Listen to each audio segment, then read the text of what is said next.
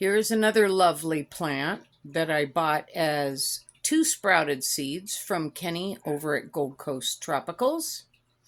And you can see it's just gorgeous, and it's got a new emergent, and it's 2 plants here. And you can see that it still has its original little baby leaves. This is a Dressleri by Dressleri RG by Pap5, Pap6. Now, if you are wondering, why am I removing all the moss when I'm just going to put it back on again? Oh, and by the way, I'm just going to leave them together. I'll probably separate them at a later time. Nice roots, but I don't want to break them up just yet.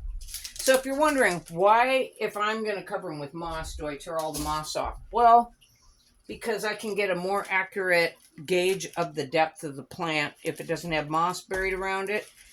And I don't want to go burying moss in there because it could create a soggy spot that can later cause problems for the plant. Whoops, sorry, didn't mean to bump you guys. I should make sure that I didn't knock this. Yeah, it's okay. Okay.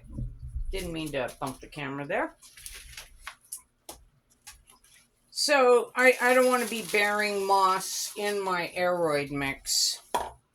And I want to gauge the depth of the base of the plant better.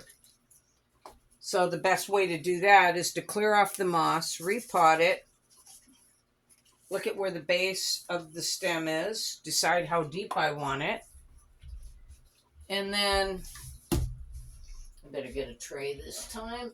We're on to the pink ones now. We're out of black and green, so it's pink. That was all they had left, or I would have chose a different color, but I was happy to get what I could get. So anyway,